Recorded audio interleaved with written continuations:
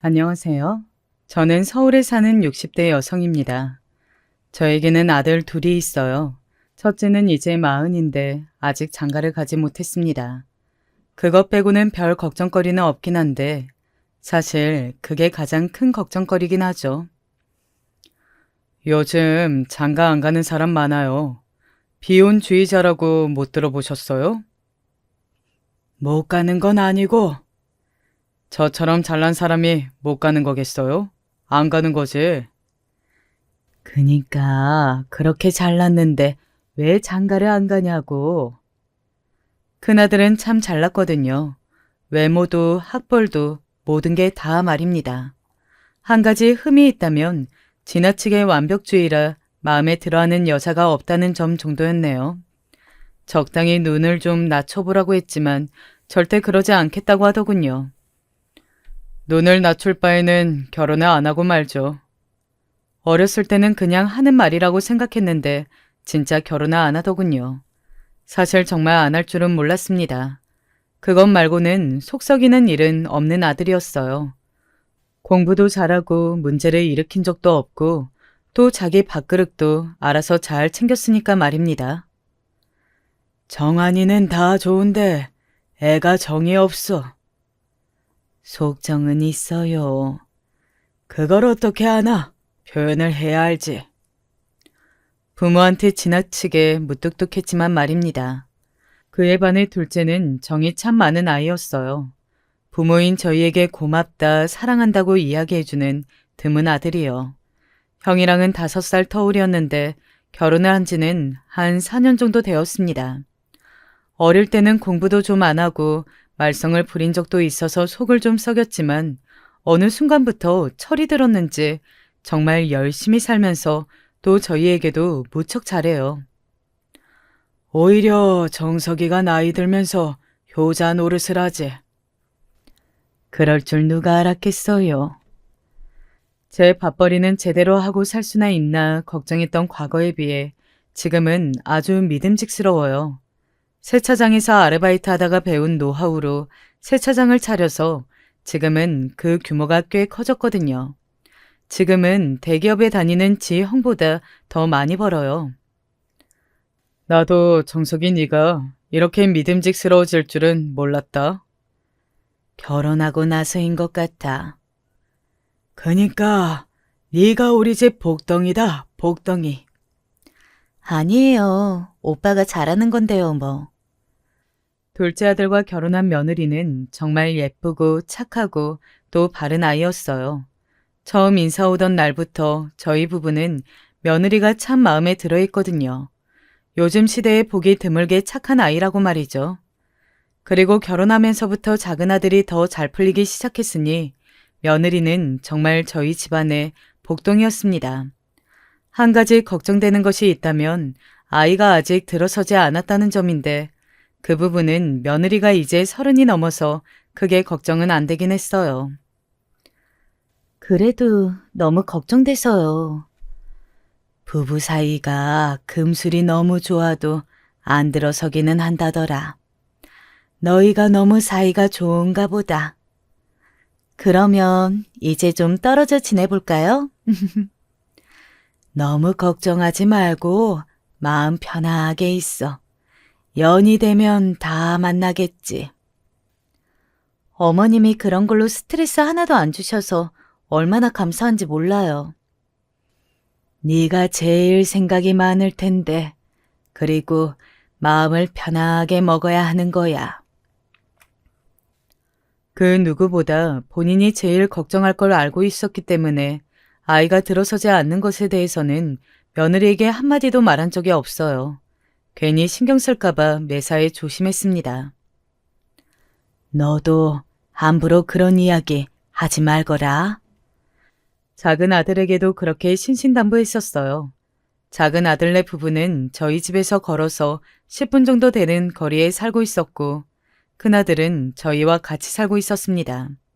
원래는 나가 살았었는데 혼자 사는 것도 힘들다며 2년 전쯤 집으로 들어왔어요.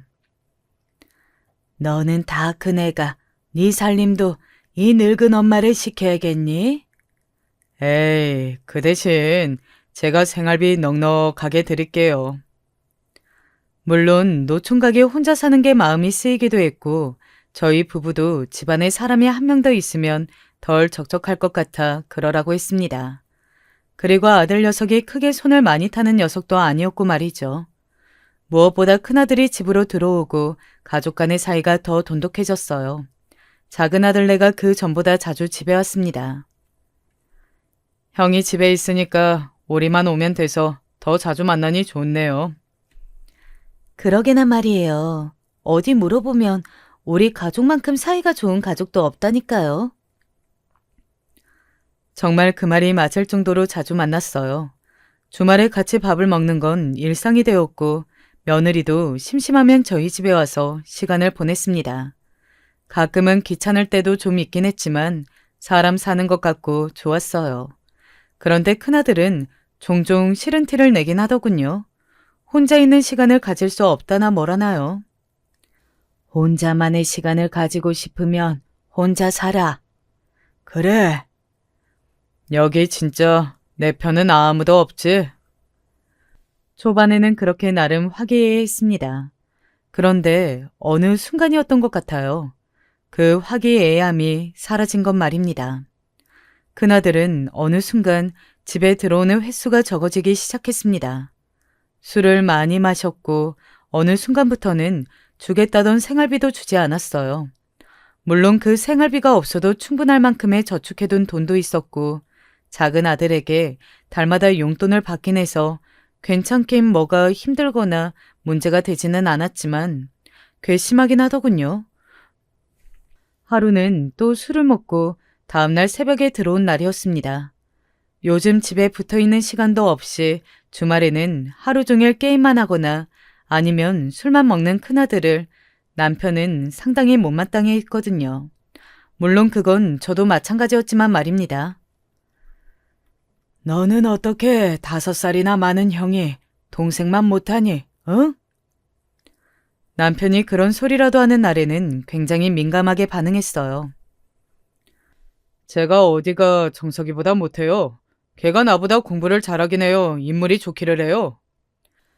너보다 심성도 곱고 성실하고 착하다. 원래 그런 사람이 진짜인 거야. 너는 나이를 40이나 먹고도 아직 이렇게 정신을 못 차리고 게임에 술에 밖에 지나가는 사람들 아무나 붙잡고 물어봐라. 누가 더 나은지. 그놈의 정석이. 그 망할 놈의 자식이 대체 뭐라고? 저는 원래는 남편과 큰아들이 언쟁을 붙으면 뒤에 한 발짝 물러서서 지켜보는 타입이거든요. 괜히 더 시끄러워지는 것도 싫고 저 둘의 고집을 알았으니까요. 그런데 점점 더 자기 동생에 향한 적개심이 심해지는 것 같아서 그건 두고 볼 수가 없겠더군요. 그래서 한마디 했습니다. 정한이 네가 지금 네 스스로를 돌아봐라. 대체 동생보다 뭐가 나은지. 모자랄 건 또 뭔데요? 사람이 많이 배우고 인물이 번지르한 게 다가 아니잖니. 그 전에 먼저 제대로 된 사람이 되어야지. 그래서 지금 제가 제대로 된 사람이 아니라는 말을 하시는 거예요? 주말마다 술 처먹고 아니면 뒹굴뒹굴하면서 게임이나 하고 40 넘도록 장가도 안 가고 부모랑 같이 살면서 생활비 한 푼 안 내는 아들이랑 일찍이 자기 가정 만들어서 열심히 성실하게 일해서 자수성가하고 매달 부모한테 인사하고 용돈 주는 아들이랑 누가 더 제대로 된 인간 같냐? 어? 남편의 그 말에 큰아들이 콧방귀를 끼더군요. 결국은 장가랑 용돈이죠? 너 말 다 했어? 용돈은 드릴게요. 드리면 되잖아요. 그러고는 쾅하고 문을 닫고 자기 방으로 들어가더군요. 이건 뭐 사춘기 아들내미랑 사는 것도 아니고 다 늙은 아들이 저런다고 어디 부끄러워서 말도 못할 지경이었어요. 큰아들과 남편이 싸움이 한번 크게 있고 나서 저는 그래도 큰아들이 정신을 차리는 척이라도 할 줄 알았습니다. 하지만 그건 저의 아주 큰 착각이었어요. 더 빗나갔습니다. 어렸을 때 안 하던 반항을 마치 지금 다 하겠다는 듯 말이에요. 저희 부부에게만 그랬으면 다행이었죠. 동생을 만나면 동생에게도 빈정거렸어요. 아이고, 우리 정석이는 좋겠네. 공부 못해도 자수성가해서 부모님한테 인정받고 인물이 별로라도 좋은 부인 얻어서 가정도 일구고 말이야. 너 그만 못해? 제가 틀린 말 했어요? 그럴 때면 작은 아들은 그냥 웃어 넘겼어요. 어느 날은 작은 아들이 먼저 제게 와서 그러더군요. 형한테 너무 뭐라고 하지 마세요. 너는 네 형한테 그런 말 듣고도 화도 안 나니? 저도 반항기가 있었잖아요. 형은 그게 지금인가 보죠. 그리고 형이 지금 스트레스도 많을 거예요. 건너듣기로는 회사에서 요즘 형 직급의 사람들 권고사직한다는 말도 있고 대기업의 정년이 40대라는 이야기가 있잖아요. 그 말이 큰아들에게도 비껴가지 않을 것 같더라고요. 그래서 어느 정도 이해를 하긴 했습니다. 사회생활도 힘든 데다가 결혼하지 않겠다고 스스로 결정한 거긴 하지만 주변의 모든 사람들이 결혼해서 대화 주제나 생활 패턴 같은 것들도 많이 달라졌으니 외롭기도 할 거라고 말이죠. 그럴 거면 지도 지 좋다는 여자들 한 트럭일 때 장가를 진작에 갔으면 얼마나 좋아. 쓸데없이 눈만 높아서는. 그냥 당신도 잔소리를 조금 덜 해봐요. 그런 저희 부부의 고민을 알았던지 며느리가 어느 날 이렇게 이야기하더군요. 제 지인 중에 아직 시집 안 간 분들이 계신데 제가 중매라도 설까요? 솔깃한 제안이긴 했지만 큰아들이 받아들일까 걱정이 좀 되긴 하더라고요. 근데 정환이가 하겠다고 하겠니? 그러면 제가 한번 설득해 볼게요. 그래. 큰아들이 평소에 재수 씨 같은 부인이면 결혼할 거라고 농담으로 했던 말이 기억나서 혹시 며느리 말은 들을까 싶어서 그러면 그렇게 하라고 했습니다. 그리고 다행히도 재수 씨 말은 거절하기 힘들었던 건지 아니면 요즘 진짜 조금 외롭긴 했던 건지 그러겠다고 했다 하더라고요. 선 보시겠대요. 정말 순순히 보겠대? 네, 그냥 어떠시냐, 생각이 있으시냐 정도만 물었는데 그러겠다고 하시던데요. 네 말이라도 듣나 보다. 어이구, 우리가 말할 때는 그렇게 안 들어먹더니. 누구의 말이든 듣고 생각을 바꾼다면 그건 다행인 일이니 너무 반가운 소식이긴 했습니다. 그리고 얼마 뒤에 큰아들은 작은 며느리가 소개해준 사람과 선을 봤어요. 어땠니? 괜찮았어? 집에 들어오자마자 득달같이 달려들어 묻는 저를 인상을 한번 쓰고 바라보더니 큰아들은 살짝 고개를 끄덕이더군요. 나쁘지 않았어요. 눈이 그렇게 높은 큰아들의 입에서 그런 말이 나올 정도면 굉장히 괜찮은 아가씨라는 이야기였습니다. 그래서 저는 너무 기뻤어요. 드디어 큰아들도 장가를 보내나 싶은 마음도 들었고 말입니다. 네가 우리 집 복덩이긴 복덩이다. 며느리에게도 그렇게 말했으니 말입니다. 그 이후로도 몇 번 만나러 나가는 것 같았습니다. 데이트를 하려는 듯 옷을 멀끔하게 차려입고 평소에는 뿌리지도 않던 향수까지 뿌리면서 말이죠. 주말에 술 안 마시거나 게임한다고 하루 종일 방 안에 들어박혀 있지 않은 것만으로도 속이 다 시원해지는 것 같네. 쉬는 날 집에 붙어 있지 않고 매번 나가는 것도 너무 반가웠습니다. 그렇게 몇 달이 지났어요. 그런데도 집에 소개를 시켜주겠다거나 결혼에 대해 구체적으로 이야기가 오고 가지 않는 게 신기해서 물었습니다. 만나는 여자분이랑은 다른 말은 없냐? 무슨 말이요? 결혼 이야기나 그런 거. 만난 지 얼마나 됐다고 벌써 결혼 이야기세요? 큰아들이 갑자기 소리를 확 지르더군요. 너무 놀라서 움찔할 정도로 말이죠. 니들 나이도 있고 하니 그냥 물어본 거지. 그냥 그런 거 생각하지 말고 연애만 하기로 한 거니까 결혼 이야기 같은 거 제발 좀 물어보지 마세요. 물론 만난 지 몇 개월 되지 않은 사람이랑 결혼 이야기를 물어봐서 짜증이 났을 수는 있지만 그게 그렇게 화낼 일인지도 몰랐어요. 그리고 선으로 만나서 몇 개월을 만나면 자연스럽게 결혼 이야기는 오고 갈 수 있는 거잖아요. 아들은 그 이야기만 나오면 유독 민감하게 반응하더군요. 그래서 며느리를 불러다 한번 물어봤습니다. 너는 그 아가씨한테 뭐 들은 건 없니? 무슨 이야기요?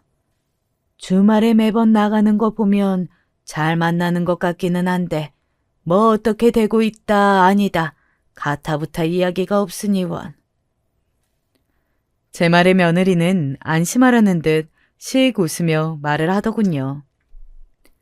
제가 소개해준 친구도 원래 결혼 생각 없으셨다가 제가 정말 좋은 분이 있다고 해서 그러면 만나나 보겠다고 해서 만난 거거든요.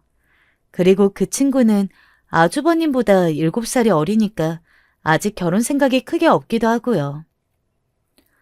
물론 아들보다 많이 어리긴 했지만 여자 나이 33이면 그렇게 이르지도 않은 나이라고 생각했는데 그건 생각만 하고 말하진 않았습니다. 연애하다가 더 좋아지면 결혼도 하시겠죠. 너무 조급하게 생각하지 마세요. 어머니, 자기 짝이면 다 이루어질 거예요. 방 안에만 박혀있던 놈 저렇게 밖으로 꺼내준 것만 해도 어디냐 싶어서 그냥 그 부분은 이제 더 이상 이야기하지 않기로 했습니다. 물론 언젠가 결혼 소식을 들고 오면 너무 좋겠다고 생각은 했지만 말이에요. 하지만 그런 저희 부부의 간절한 바람과는 달리 아들은 금방 그 여자분과 헤어진 것 같습니다. 주말에 더 이상 말끔하게 차려입고 나가지 않았고 다시 방 안에 틀어박혀서 게임만 하거나 아니면 술만 마셨으니까요. 저거 차였어 보나마나. 그런 이야기 애한테 함부로 하지 말아요. 본인도 상처일 수 있는데. 혹시나 큰아들이 상처받고 또 엇나갈까봐 전전긍긍하면서 남편과 저는 온종일 큰아들의 눈치만 봤습니다. 그리고 저희 부부의 간절한 바람은 결국 이루어지지 않았어요. 큰아들은 그전보다 훨씬 더 히스테릭해졌습니다. 일할 거면 다시 내보내. 안 보는 게 차라리 속 편하겠어. 저도 그 생각을 안 한 건 아니었지만 막상 나가면 혼자서 밥은 제대로 먹을지 사고는 치지 않을지 하는 걱정부터 되는 게 사실이었어요. 나가면 뭐 걱정 안 되고 속은 편해질 것 같아요. 차라리 보이는 곳에 있는 게 낫지. 그렇게 큰아들은 저희 부부의 최대의 스트레스가 되었어요. 그뿐이었으면 좋았을 걸 한 가지 더 고민이 찾아왔습니다. 이번에는 한 번도 걱정하지 않았던 작은 아들네 부부 문제였어요.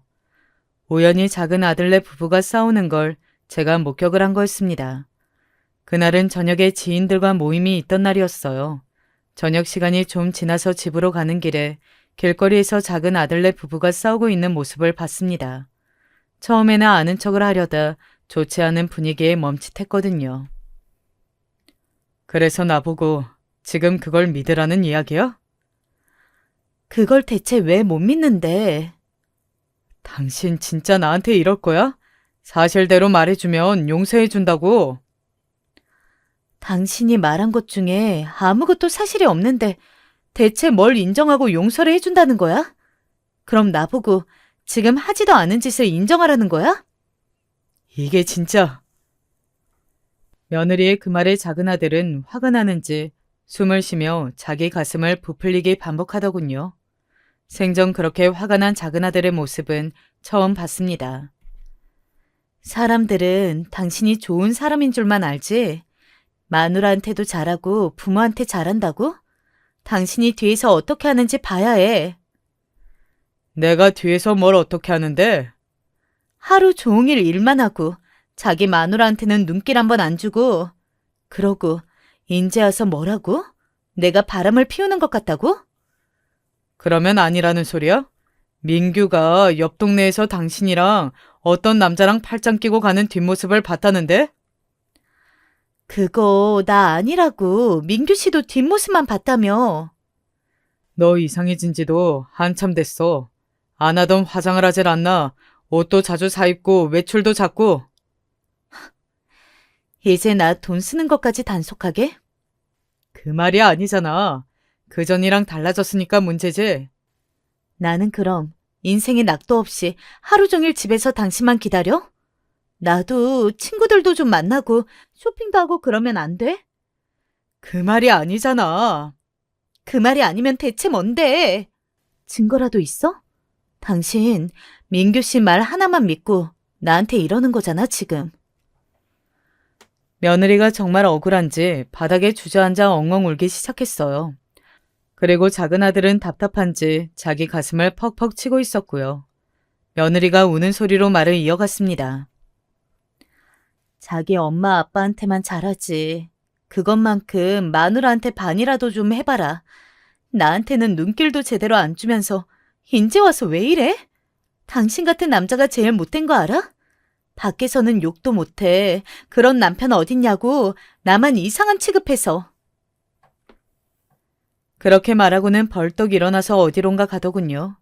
그리고 작은 아들은 그런 며느리의 뒷모습을 한숨을 쉬며 바라보고 있다가 반대 방향으로 돌아서 가는 모습을 마지막으로 저도 집으로 돌아왔습니다. 그러고는 집으로 돌아와서 남편에게 오늘 보고 들은 것들을 말해줬어요. 남편도 놀라더군요. 작은 아들네 부부는 정말 문제가 없을 거라고 생각해왔었거든요. 우리가 모르는 부부간의 문제들은 있기 마련이지. 당신 아는 티 내지 말고 며느라기한테 잘해줘요. 그 자식이 영 자기 마누라한테는 못하는 모양이니. 그러고 보면 저희에게는 잘해도 같이 있는 자리에서도 자기 부인에게 뭔가 다정히 굴었던 적이 없었던 것 같다는 생각이 들었어요. 그래도 무던히 잘 지낸다고 생각했는데 그게 아니었던 모양이더라고요. 그래서 하루는 며느리를 불러냈습니다. 모른 척하고 그냥 요즘 힘든 일 있냐고만 물었어요. 요즘 안색이 영 안 좋은데 어디 아프거나 힘든 일 있니? 아니에요. 신경 써주셔서 감사해요, 어머니. 아무 일도 없다고 웃어 보이는 걸 보고 더욱 마음이 쓰였어요. 그래서 더더욱 잘해줬습니다. 반찬을 해다 주기도 하고 또 길 가다가 맛있는 거나 예쁜 옷 같은 게 보이면 사다 주기도 하고 말이죠. 그렇게라도 조금 풀렸으면 해서요. 하지만 그런 제 노력은 하나도 소용없이 작은 아들네 부부도 사이가 점점 더 안 좋아지는 게 눈에 보였어요.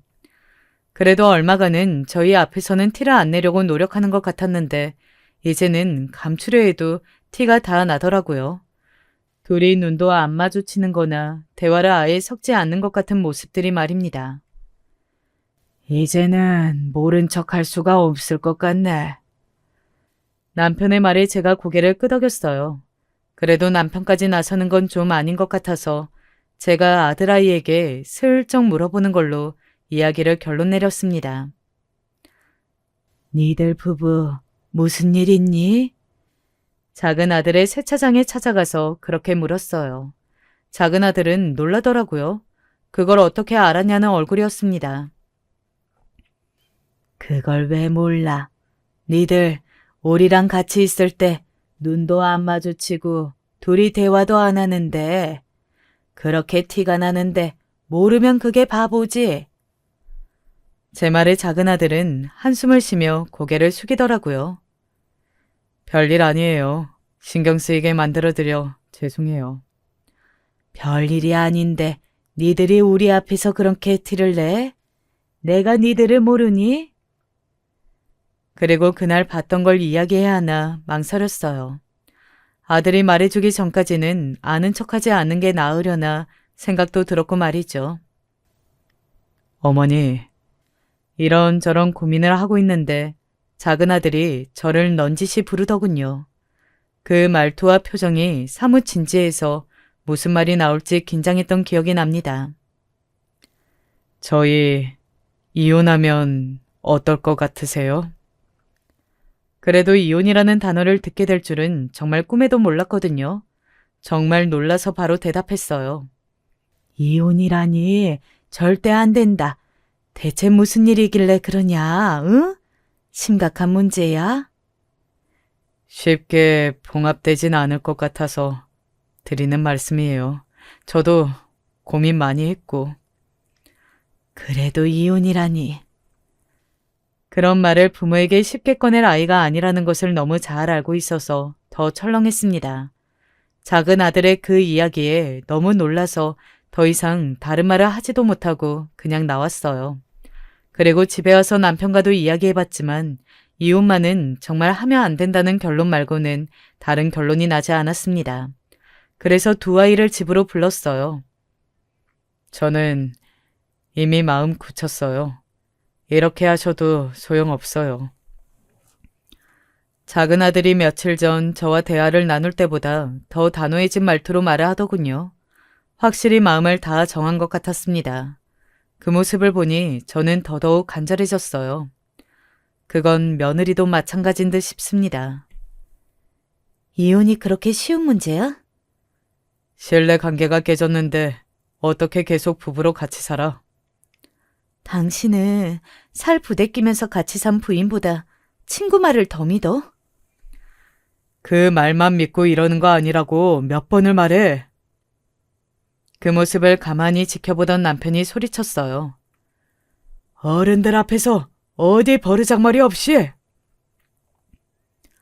남편의 그 말에 아들이 아차한 듯 한숨을 쉬며 고개를 숙였습니다. 죄송해요, 아버지. 하지만 그렇게 말하면서도 아들은 마음을 고쳐먹을 생각이 없어 보였습니다. 그런 아이들을 붙잡고 몇 시간을 설득했습니다. 며느리는 아직 작은 아들과 이혼하고 싶은 생각이 없어 보였어요. 정말 저는 오해를 잘 풀고 잘해보고 싶어요. 어머니, 한 번만 도와주세요. 그렇게 말하면서 제게 매달리는데 마음이 많이 약해지더라고요. 작은 아들은 어렸을 때 한 번 아닌 건 아니었던 아이라 마음을 쉽게 돌리기 힘들어 보이긴 했지만 하는 데까지는 같이 설득해보기로 했습니다. 저는 며느라기가 참 좋았고 그 전에 화목했던 과거들이 아주 그리웠거든요. 그렇게 작은 아들네가 가고 나서 걱정이 많던 저희 부부를 큰아들이 한번 뒤집어 놨어요. 방 안에서 그 이야기를 다 드러나 보더라고요. 나와서 빈정이기 시작했습니다. 그렇게 죽고 못 살던 작은 아들도 제대로 못 살게 생겼네요. 어떡해요? 너희 자식, 지금 그게 이혼하게 생긴 네 동생네를 보고도 할 소리니? 요즘 세상에 이혼이 무슨 큰 흠도 아니고 그렇게 유난들을 떠세요? 이혼이 별일이라는 게 아니라 우리가 그동안 쌓아온 정이 있잖니. 그런 인연을 끊어내는 문제인데 어떻게 지울 수가 있니? 가족인데. 며느리가 무슨 가족이에요? 피 한 방울 안 섞였는데. 그렇게 이죽거리고는 지방으로 문을 쾅 닫고 들어가더군요. 아니, 근데 저 자식이 지금. 요즘 같아선 인생에 사는 낙이 없어요. 사는 낙이. 저희 부부는 정말 요즘 우울했습니다. 큰아들은 큰아들대로 저러고 있고 잘 사는 줄 알았던 작은 아들네 부부도 이혼 이야기가 오고 가고 있었으니까요. 어머니, 그이가 조금 더 생각해보는 시간을 갖재요. 그러던 중 며느리에게 그나마 반가운 소식을 들을 수 있었습니다. 곧 죽어도 당장 내일이라도 이혼을 할 것 같았던 작은 아들이 잠시 생각해보자고 한 겁니다. 당신 한시름 놓겠네. 그려, 전에 못 간다고 한 그 여행 가. 사실 제가 고등학교 동창들과 여행을 가기로 했었는데 요즘 이런 일들 때문에 마음이 복잡해서 가지 않겠다고 했었거든요. 남편이 그게 마음이 영 쓰였는지 그 소식을 듣자마자 여행부터 다시 하러 가라고 하더군요. 당신이 마음 편하게 골프 치러 가려고 그러는 거 아니고? 아이고, 아닌데. 이거 억울하네. 남편이 그날 골프 모임이 있었거든요. 남편도 마음이 영 불편해했는데 취소하기 어려운 모임이었던지라 가기로 했었습니다. 그래서 제가 농담으로 그런 말을 한 거였어요. 이제는 그런 농담도 나올 만큼 조금 마음이 편해진 것도 있었고 말이죠. 이번 주말이라고요? 평소에는 자기 어머니 아버지가 뭘 하는지 관심도 없던 큰아들이 제가 언제 여행을 가는지를 체크를 하더군요. 그 모습에 남편이 이렇게 말했어요. 왜? 우리 없다고 술 마음껏 퍼마시게? 물어보지도 못해요. 그렇게 말하고는 다시 쌩 하고 방으로 들어가더군요. 정말 40이 아니라 14살을 키우는 기분이 들 정도였습니다. 제가 한숨을 쉬며 고개를 저으니 남편이 제 어깨를 도닥여줬어요. 그렇게 주말이 다가왔고 저희 부부는 저희 동창들과의 여행, 남편은 골프 모임으로 주말 동안 집을 비우게 되었습니다. 그런데 제 여행이 취소되었어요. 엄마가 갑자기 위독하시다네. 같이 가기로 한 친구 중에 한 명의 어머니가 암투병 중이셨는데 임종을 맞으실 것 같다는 연락이 온 겁니다.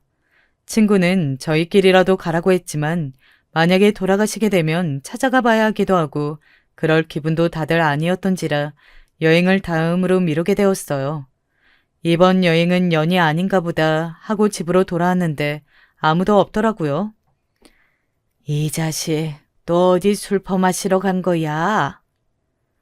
방 안에서 게임을 하는 게 아니라 집을 비운 큰아들을 보며 그런 생각부터 들었습니다. 그리고 그때 전화가 왔어요.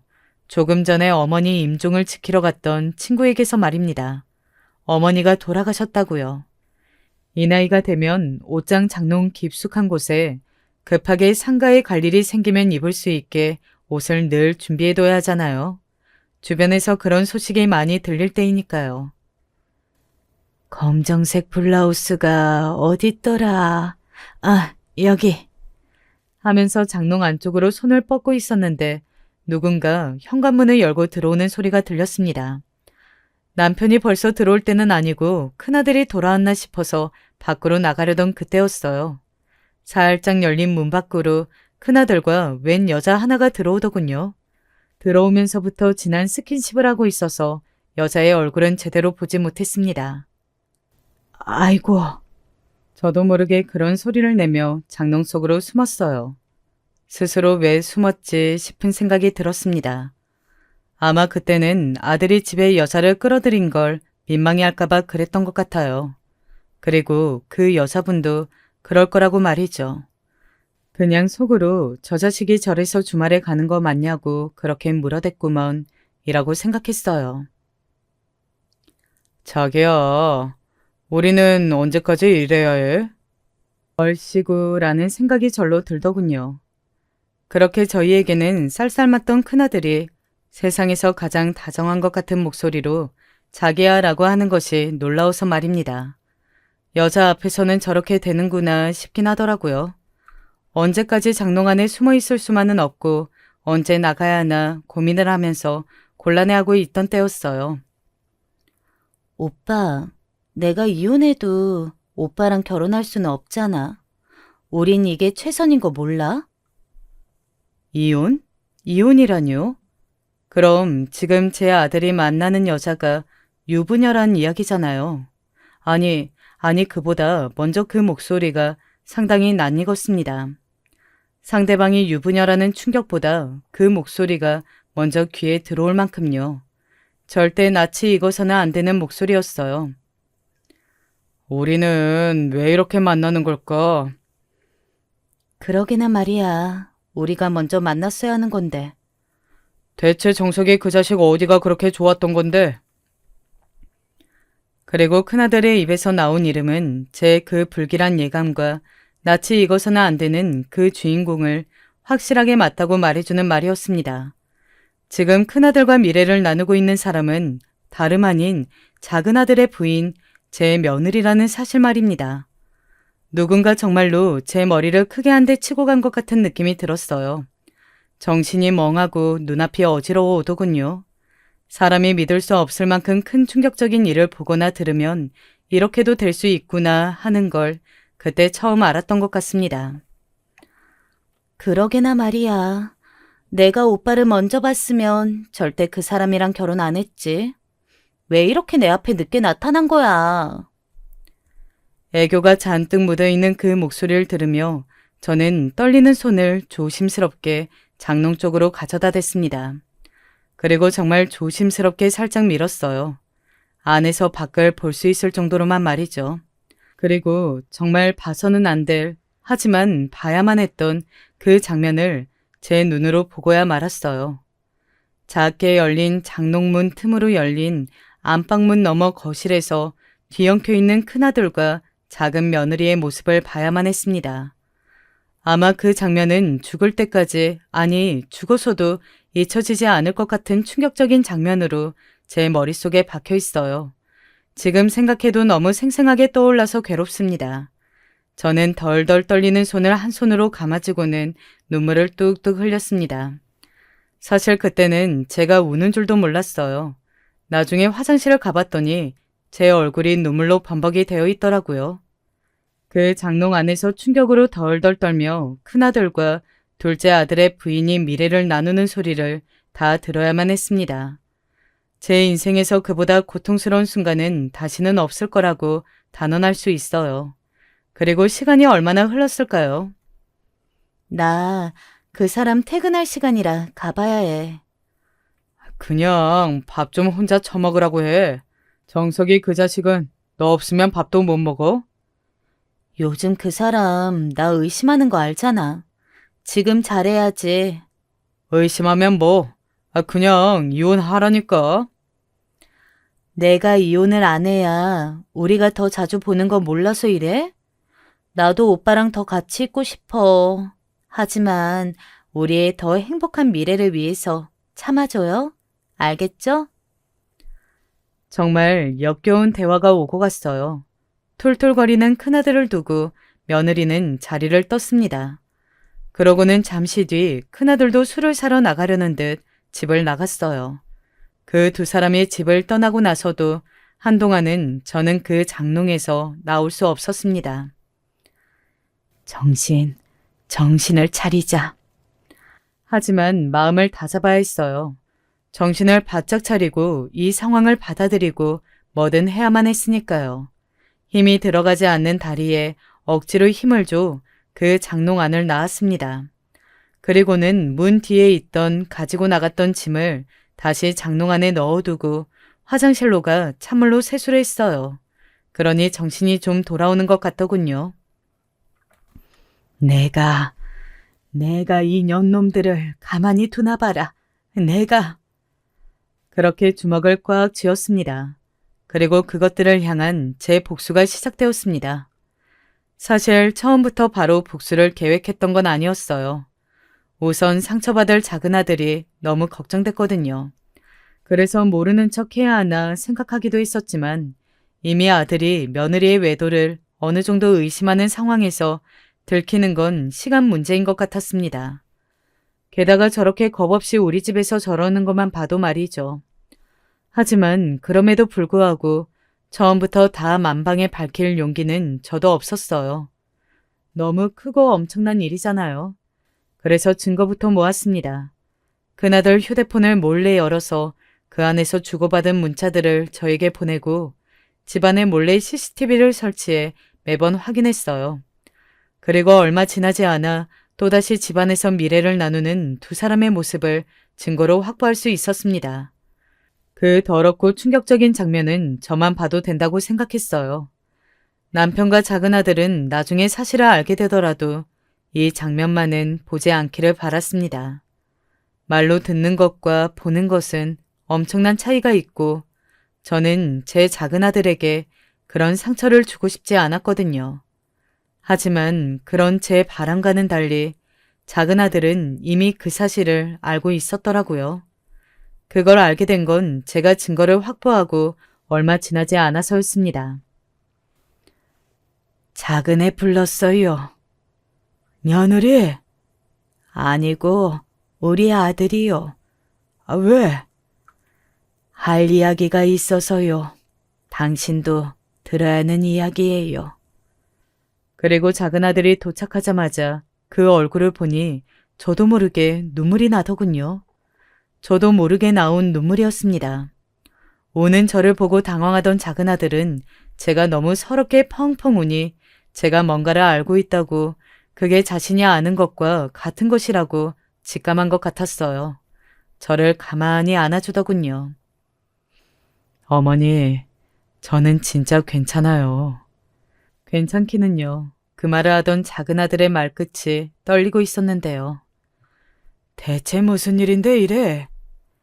영문을 모르는 남편만이 부둥켜 안고 울고 있는 저희 두 사람을 향해 물을 뿐이었습니다.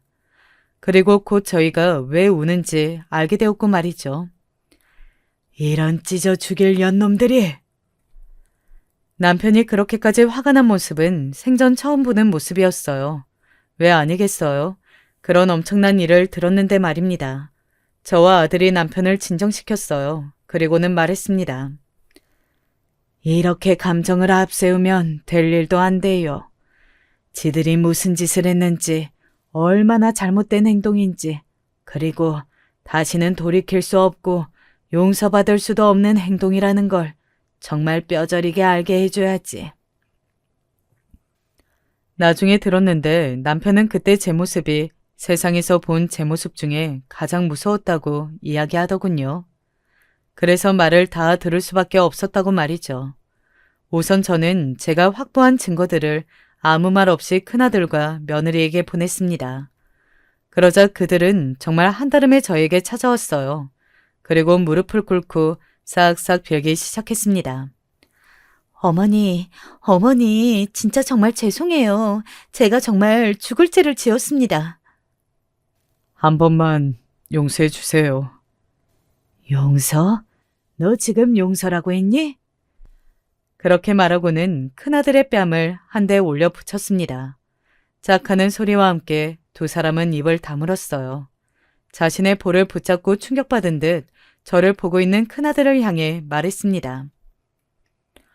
오늘부터 너는 내 아들 아니고 오늘부터 너는 내 며느리 아니다. 어머니, 너 지금 내가 이 꼴을 보고도 그냥 넘어갈 거라고 생각했니? 아니면 내가 이 꼴을 아는데도 뻔뻔하게 나를 계속 시어머니로 볼 생각을 한 거니? 어머니라는 말이 네 입에서 지금 나와? 찢어 죽여도 모자랄 판에 뭐? 어머니? 용서? 엄마. 엄마라니. 나는 당신 같은 아들 둔 적 없으니까 니들 둘 다 당장 짐 싸서 나가.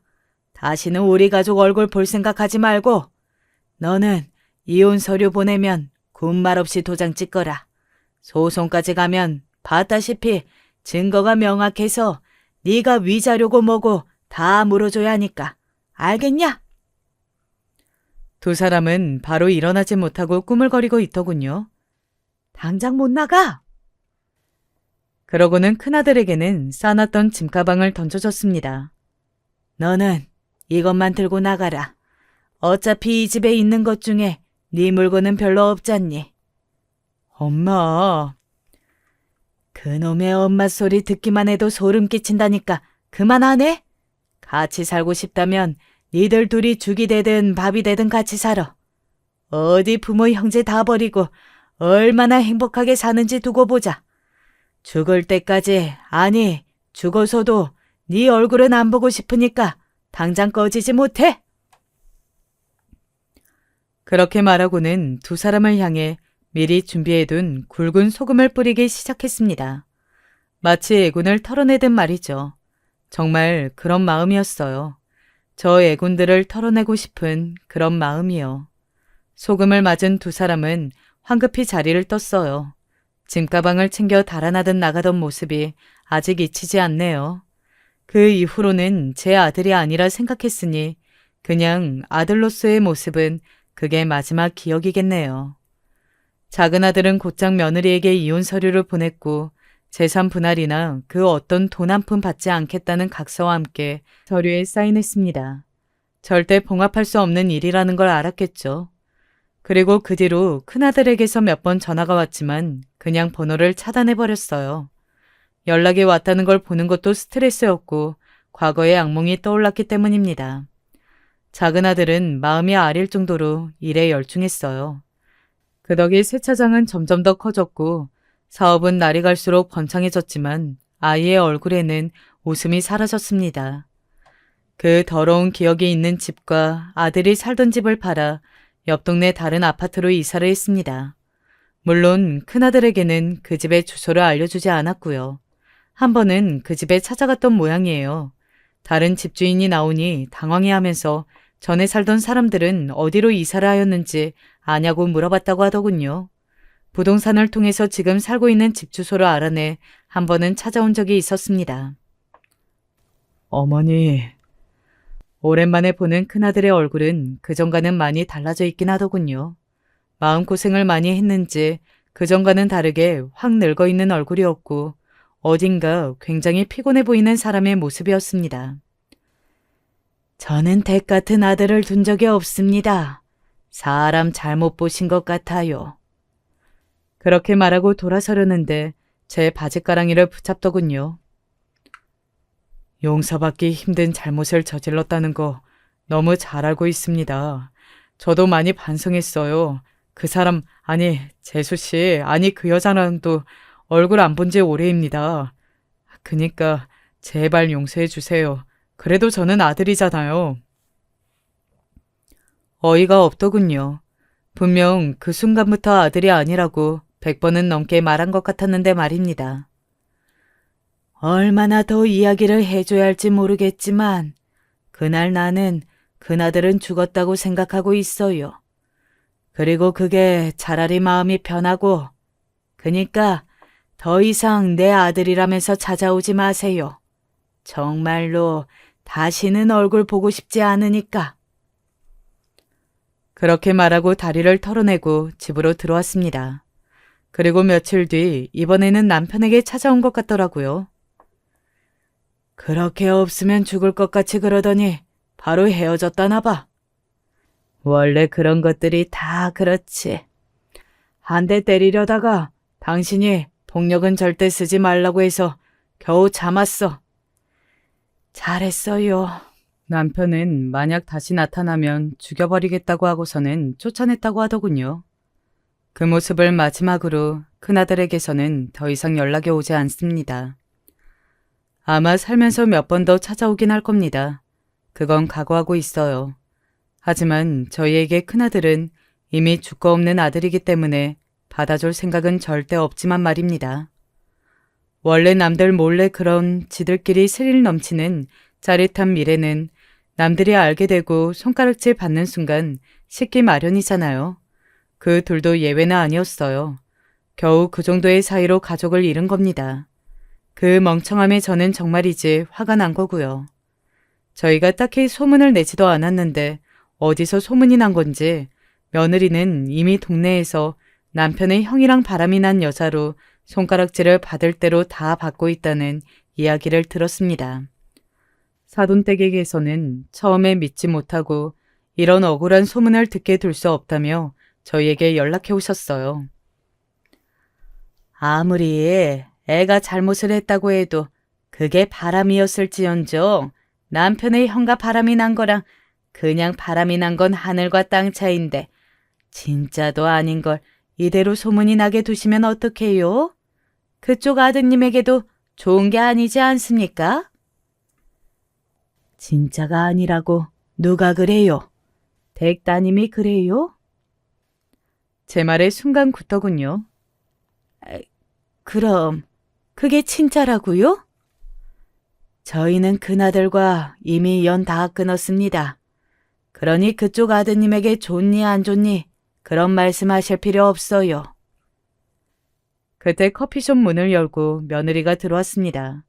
오랜만에 보는 그 아이의 얼굴도 큰아들과 마찬가지로 마음고생을 많이 한 얼굴이더군요.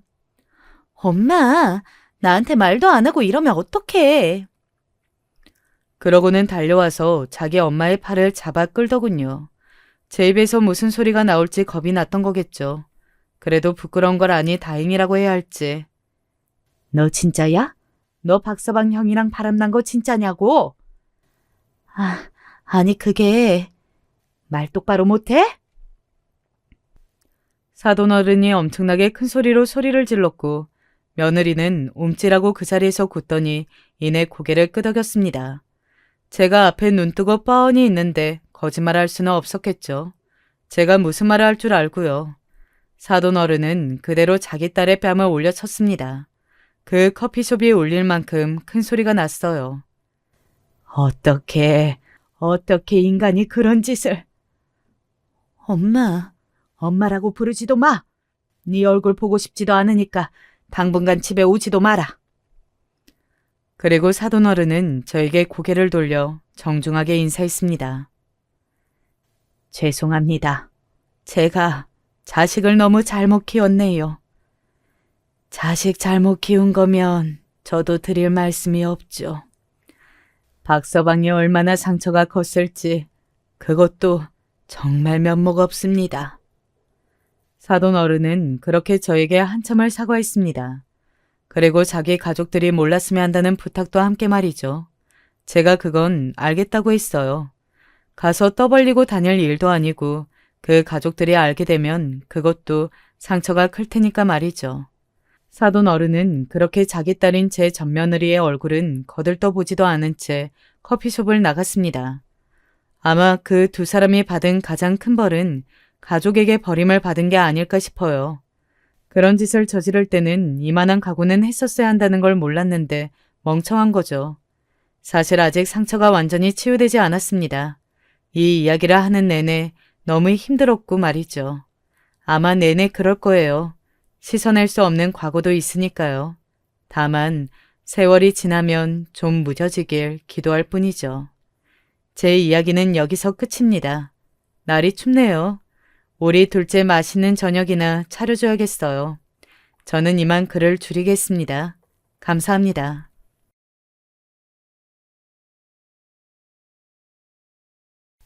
안녕하세요. 저는 이제 환갑이 다 된 주부이고 이 나이 되도록 크게 하고 싶은 것 없이 늘 애들 뒤치다꺼리만 하고 살아왔던 것 같아요. 머릿속에 늘상 그런 생각을 하긴 했지만 막상 이렇게 적고 나니 한결 더 서글프기만 하네요. 사실 얼마 전에 제 아들도 저한테 비슷한 소리를 했었어요. 엄마는 재밌는 게 뭐가 있어?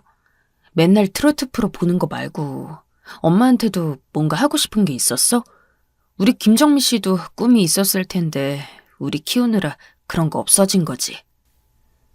역시 둘째 아들이 딸 역할을 한다고 얜 이런 감성적인 소리를 곧잘 하더라고요. 그러면서 애교를 부려오는데 그나마 제가 이런 맛에 조금은 버티고 살았나 봐요. 이제 30을 훌쩍 넘긴 아들들 중에서도 막내가 그나마 좀 살갑거든요. 제 엄마 힘든 걸 알아서 편의도 많이 봐주고 장도 같이 보러 다녀주고 말이에요.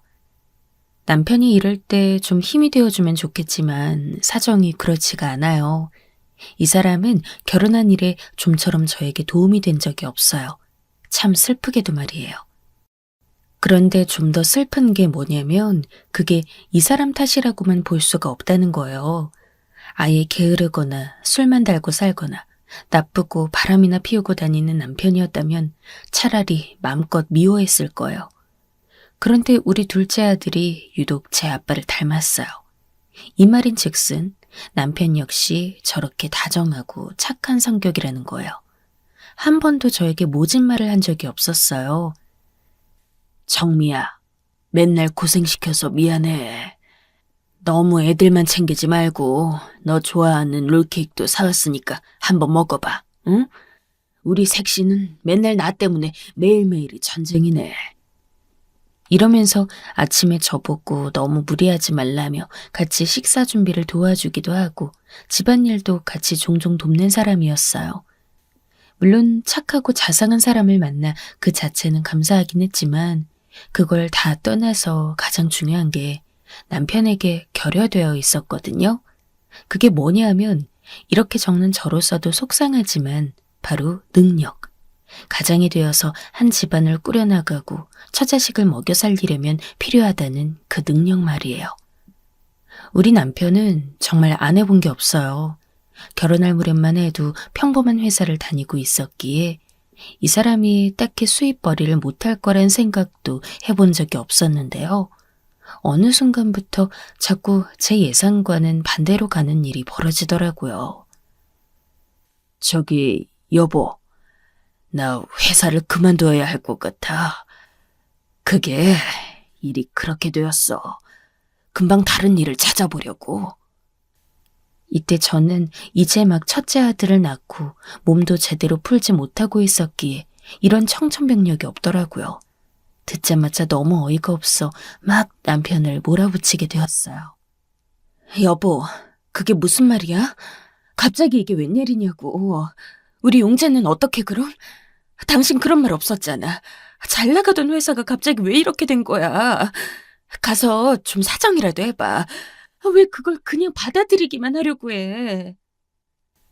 이때 알고 보니 사람 좋고 순한 우리 남편은 회사 내 정치 싸움에 어쩌다가 휘말려 들어갔더군요. 양쪽에서 다 만만한 게 우리 남편이다 보니 괜히 엄한 데에 뒤집어 씌워버린 거예요.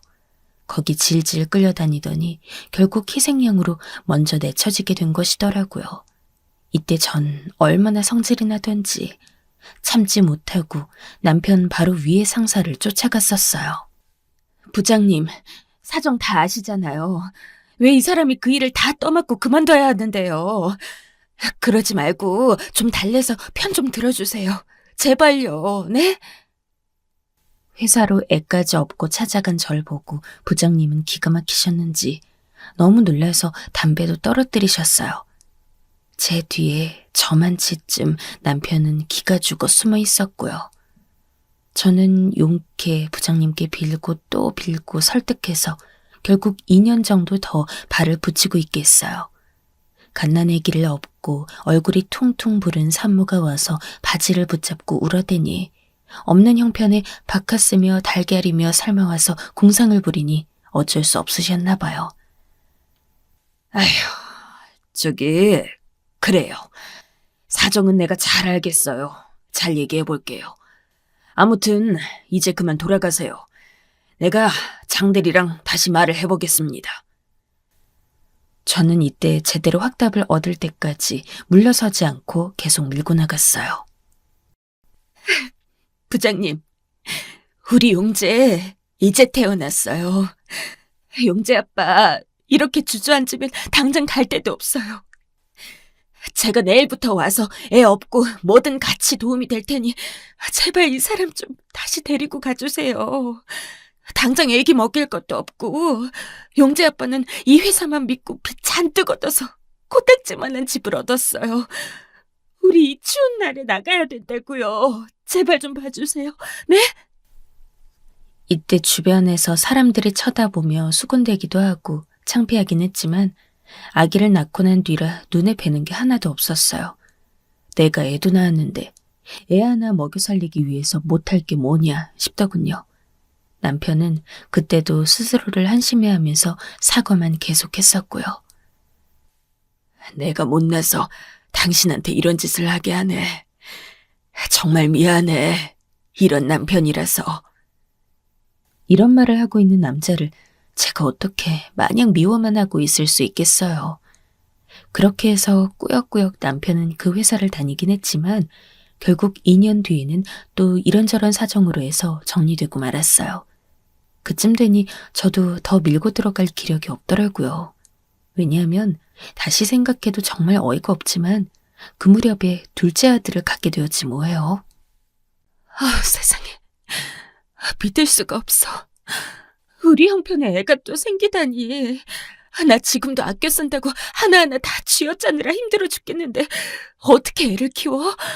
나 정말 어떡하면 좋아, 여보. 이렇게 울음 섞인 목소리로 내내 우울감에 빠져있던 저는 그나마 아들네 사정을 딱하게 보고 지원해주신 시아버님 덕분에 조금은 숨이 트이긴 했어요. 이때 아버님이 우리에게 잘해주셨던 이유가 있었으니 사실 저희 시댁은 여유가 있는 집이 절대 아닌데요. 아버님이 자기 처인 우리 어머니와 그리고 아들인 제 남편에게 아비로서 아주 크게 잘못하신 일이 있었거든요.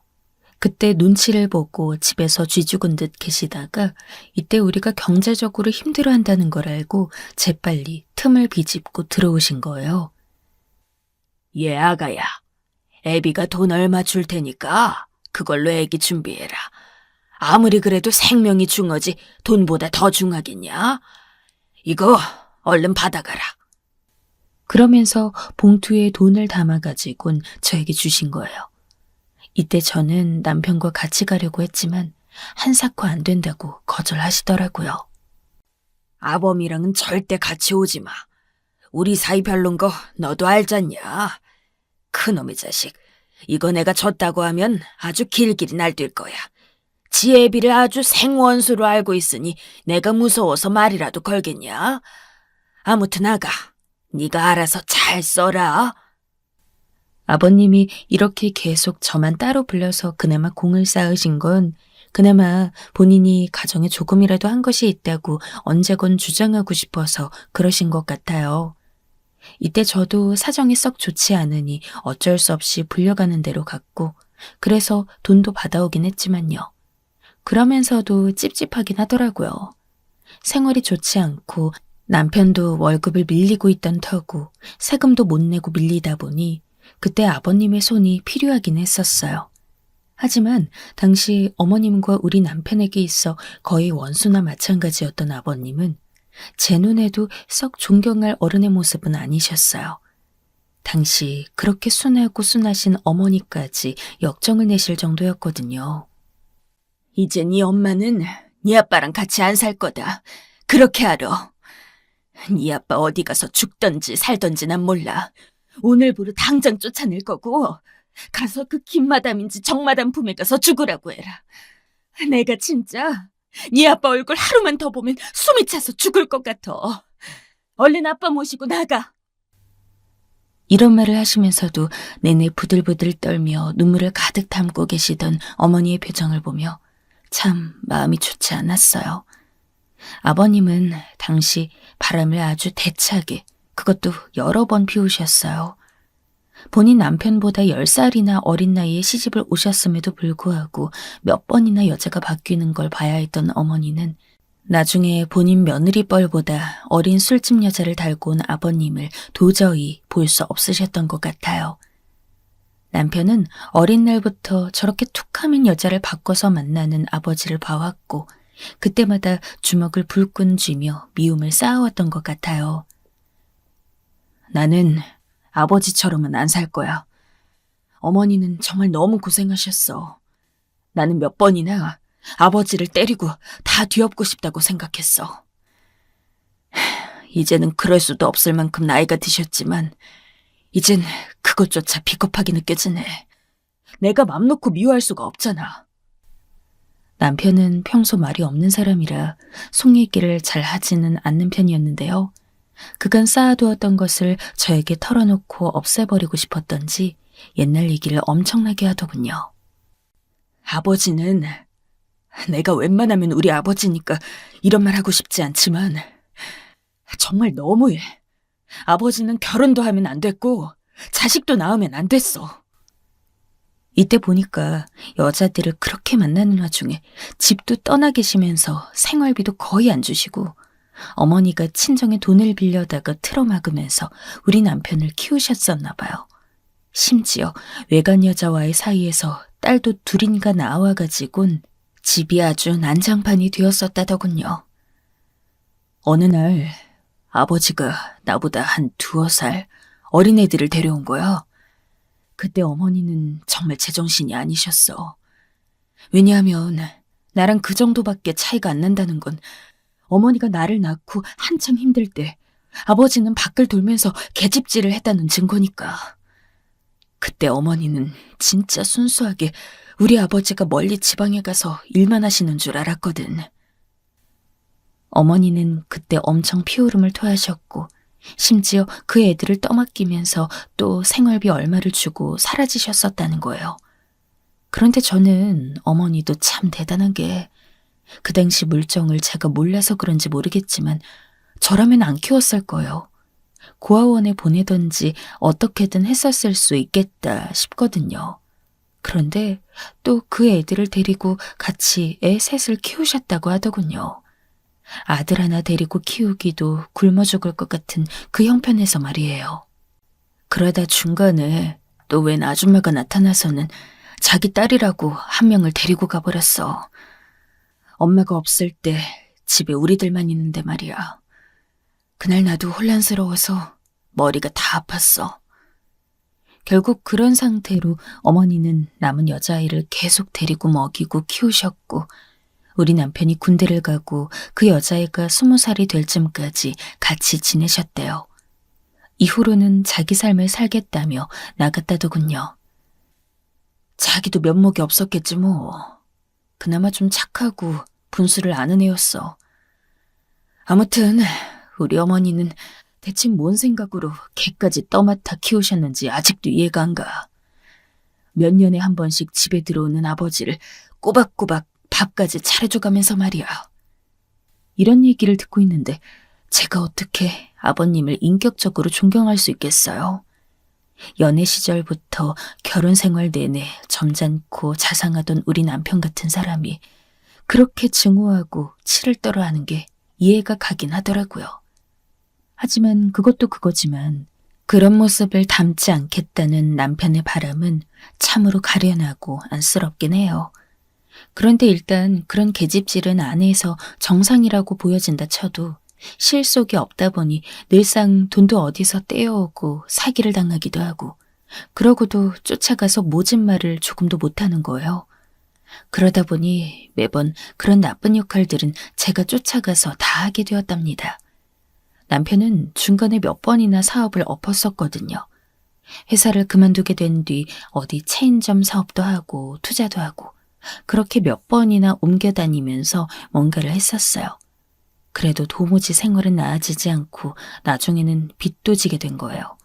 그러니 어머니는 늘 마음을 졸이면서 제 눈치만 보시더라고요. 아가야, 네가 너무 고생을 많이 하는구나. 우리 상철이가 변변치 않아서 어떡하니? 혼자 애들 둘 키운다고 너무 욕본다. 오늘은 와서 반찬 좀 가져가라. 내가 해줄 게 이것밖에 없어서 미안하다. 연신 이런 말씀을 하는 어머니시니까 그냥 군말 없이 조용히 먹거리만 들고 집에 돌아오곤 했었어요. 저는 원래 이렇게 드세고 주는 대로 다 넙죽넙죽 받는 사람이 아니었는데요. 생활이 어렵고 자식을 키워야 하다 보니 이렇게 변하게 되더라고요. 아들 키우신 엄마들은 아시겠지만 얘네들도 얼마나 사고를 치는지 큰아들 놈이 툭 하면 일을 벌리는 거예요. 어디 술집을 놀러 갔다가 만난 애들이랑 시비가 붙어서 경찰서에 가고 말이에요. 이런 꼴 보자고 내가 아들 둘을 힘들게 키운 게 아닌데 말이에요. 내가 어쩌다 이 집안에 시집을 와가지고 바람만 피우는 시아버지의 능력 없는 남편에 남들 패고 다니는 큰아들까지 세트로 주르륵 얻게 된 건지 어느 날은 정말 눈물만 나더라고요. 진짜 도저히 못 참겠어서 죽겠다고 아는 엄마에게 사정을 말해놓고 애들을 부탁했어요. 지혜 엄마, 나 진짜 못 살겠어. 나만 사는 게 이래? 우리 애들만 이런 거야? 애들이 어린 것도 아니고 이렇게 커가지고 큰놈이 날 못 살게 구니까 나도 정말 죽겠어. 그냥 얘네를 버리고 도망가고 싶다. 나 어떡해? 저 역시 친구들이나 주변에 말을 잘 하지 않는 성격이긴 한데 그나마 이 엄마는 저보다 어린데도 참 성숙하고 속도 깊은 사람이었거든요. 그나마 한 동네에 이런 친구라도 있었으니 제가 버틴 것 같아요. 당시에 우리 집에 와서는 비빔국수며 부침개를 해주면서 달랬는데 그렇게 눈물이 나더라고요. 용재 엄마, 너무 그러지 말아요. 나는 뭐 우리 지혜 때문에 힘든 거 없는지 아나? 우리 시댁은 또 어떻고요? 집집마다 문 열어보면 사정 그렇게 다른 거 아니던데요? 다들 그렇게 살고 있으니까 우리 조금만 참아요. 이것들 시집장가 보내면 그때 가서 또 우리 손을 필요로 하겠지만 어쨌든 매일 끼고는 살지 않잖아요. 얼른 이거 먹고 기운 내요. 별말 아닌데도 이렇게 절 위로하는 말을 듣고 있자니 눈물이 괜히 나오기도 하고 또 솜씨 좋은 사람이라 그런지 막 부쳐낸 부침개까지 정말 맛있어서 그냥 그렇게 먹고 넘겼답니다. 저도 이렇게 어딘가에 믿을 구석이라도 토해내지 않으면 정말 견디고 살 수가 없었어요. 자기만 믿으라던 남편은 내내 사고만 치는데 저라도 나이 들어 어디 취직해서 일하고 있으려면 꼭 큰아들이 사고를 쳤거든요. 그나마 둘째 아들이 사람 구실을 한 덕에 얘가 대학을 가고 알바를 하니 조금은 살 것 같더군요. 헌데 그러는 사이 이혼하셔서 따로 살고 계신 시부모님에게 또 말도 안 되는 일이 터지게 되었어요. 이쯤 되면 신경을 안 써도 되는 게 아닌가 싶은데 상황이 그렇게 돌아가지가 않더군요. 사실 저도 홀로 사시는 아버님께 얼마 용돈을 받아 가정을 꾸려오기도 했고 그래서 정말 힘들지만 양쪽을 다 왔다 갔다 하면서 신경 쓰고 있었어요.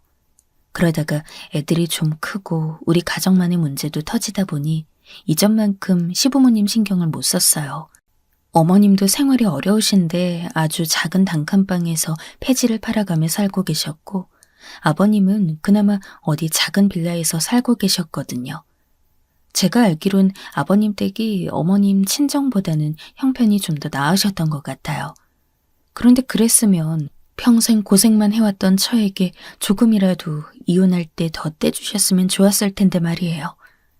말년에도 본인은 저렇게 큰 피해 없이 좀 더 나은 환경에서 사는 게 왠지 얄밉게 느껴지더라고요. 그런데 그런 아버님 댁에 그렇게 여유치도 부족하지도 않은 그 환경으로 불청객이 찾아 들어오게 된 거예요. 80대의 아버님에게 50대의 여자가 찾아와서는 같이 살겠다고 하는데 이건 또 무슨 해괴망측한 일인가 싶어 놀랍지도 않더군요. 밖에 나가서 또 얼마나 돈 자랑을 하셨으면 저렇게 며느리뻘 여자가 또 붙었나 싶어서 이제 정말 질리려던 차에 깜짝 놀랄 얘기를 듣게 되었어요. 저기 우리 아버지예요. 그러니까 내가 신우인 거 맞죠? 아버지 맞아요? 아유, 그래요, 그래. 아유, 아버지 못 보고 산 동안에 내가 이렇게 올케도 있고 조카들도 있었네. 아버지, 어쩌다가 우리가 이렇게 됐어요. 아유.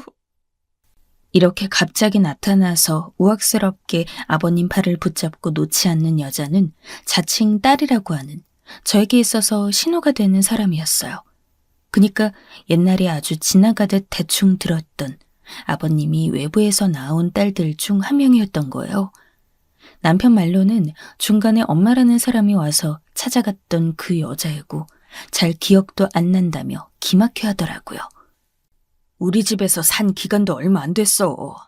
그리고 그때가 나 8, 9살 이런 땐데 어떻게 아버지를 찾아와서 저렇게 같이 살겠다는 거야?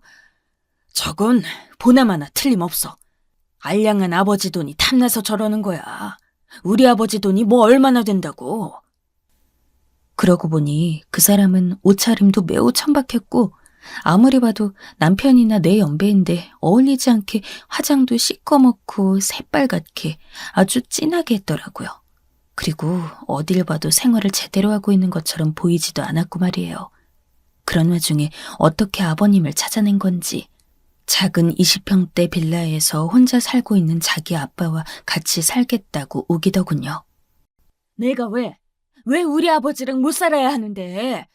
그동안 아버지를 얼마나 찾아다녔는데. 오빠는 내가 불쌍하지도 않소? 하나밖에 없는 동생이 어떻게 살고 죽었는지 알아보지도 않고 말이야. 나이 먹어서라도 이렇게 아버지를 보니까 아주 그냥 내가 한이 없어. 이제 다시는 안 떨어질 거야.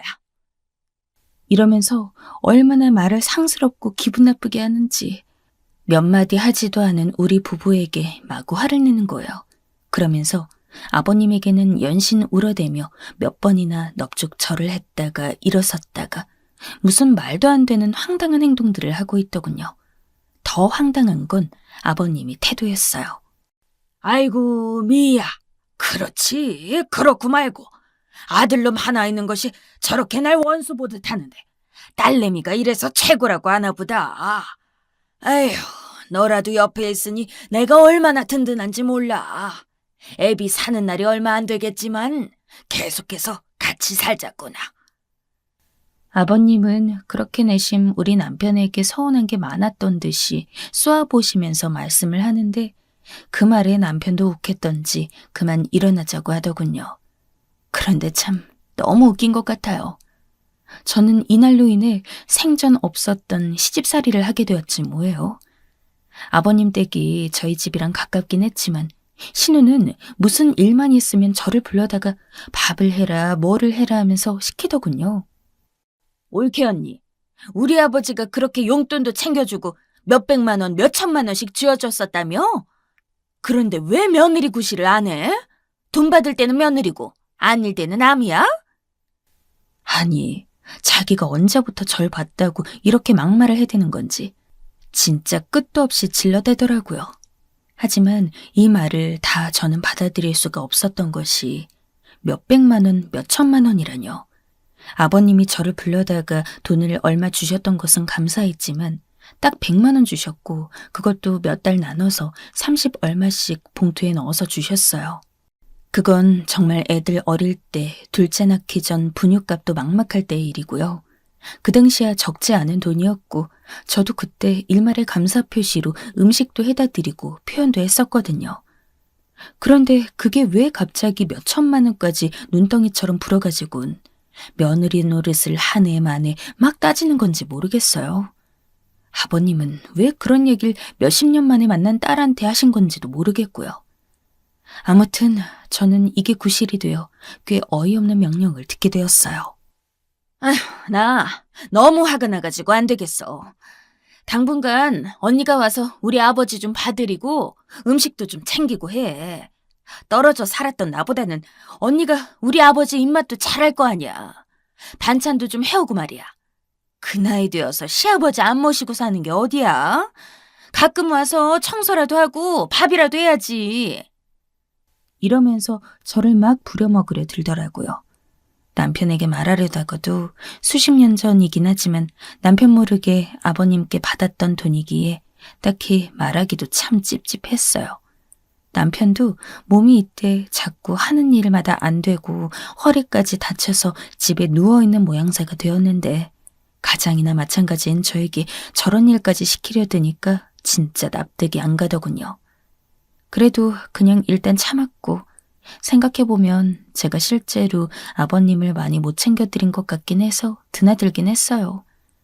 밤 늦게까지 일하고 와서 고되는 와중에도 반찬을 좀 챙겨다가 아들 시켜서 갖다 드리기도 하고 말이에요. 애들은 때 아닌 갑자기 나타난 고모로 인해 많이 어이없어 하더군요. 엄마, 그런데 그 아니, 고모? 그 고모 말이야. 왜 그러는 거야? 나 그분 진짜 마음에 안 들어. 어디서 갑자기 나타난 거야? 아빠한테 물어보니까 표정이 너무 안 좋더라고. 그런데다가 명절에 아버님 댁에 다 같이 찾아갔을 때 보니 더더욱 우리 애들 앞에서 저나 남편을 무시하는 게 너무 느껴지더라고요. 결국 그런 상황이 되다 보니 슬슬 짜증이 났어요. 오빠, 장남이 돼가지고 아버지 좀 잘 찾아뵈어야지. 그게 뭐유?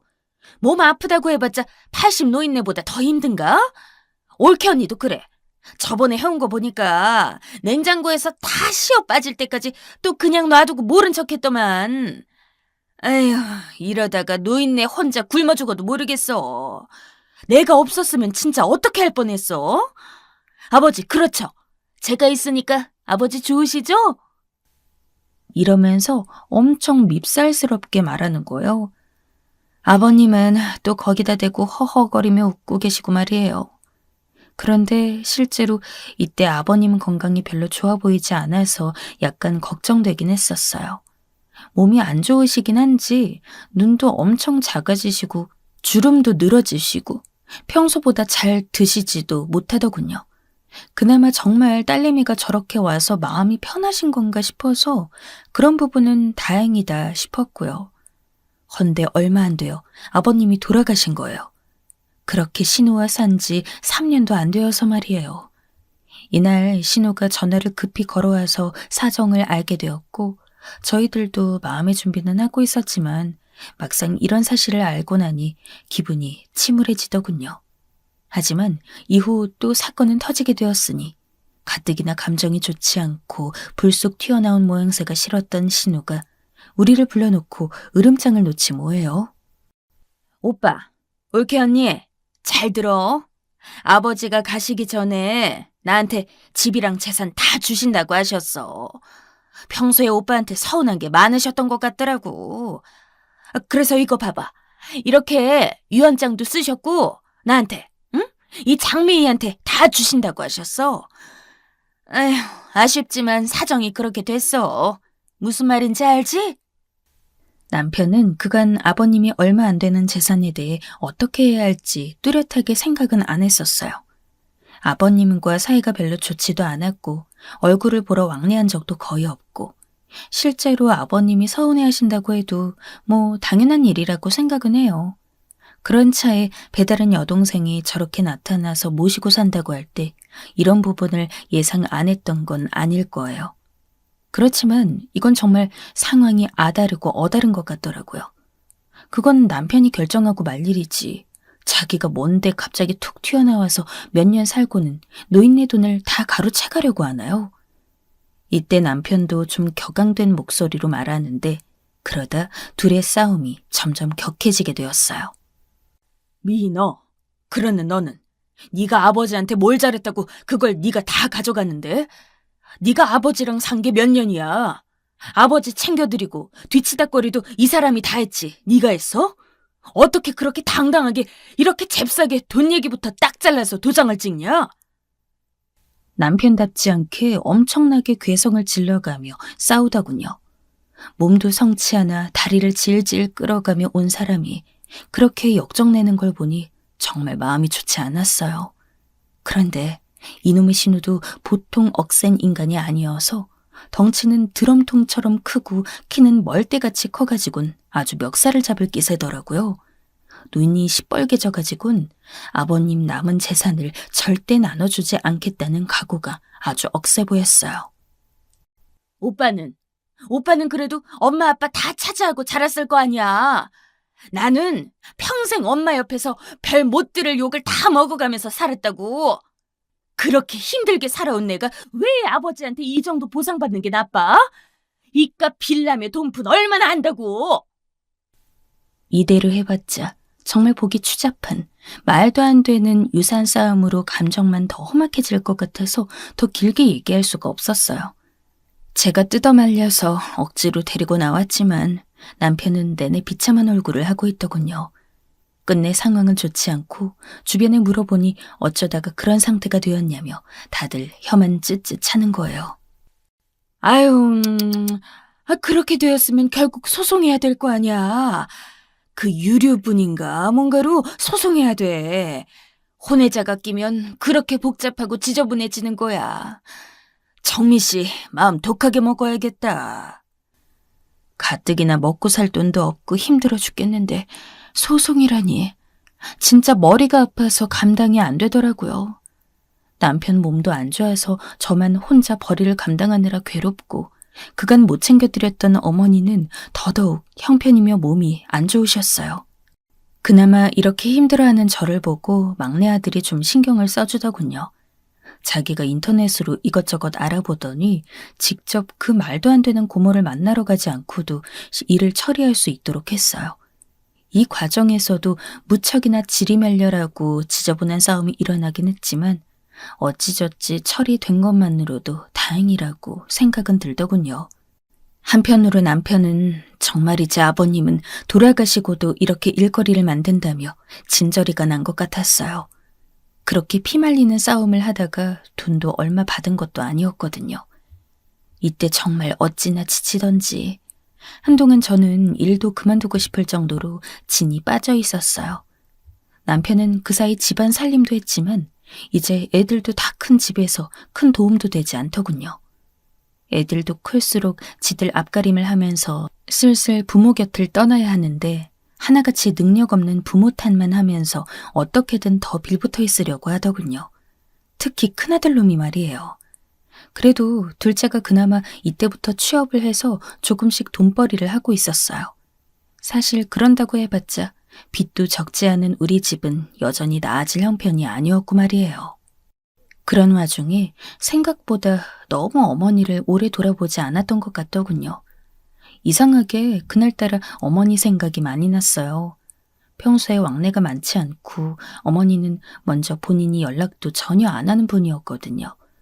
명절 때나 가끔 뵙고 거리도 있다 보니 우리도 자주 들르지 못했어요.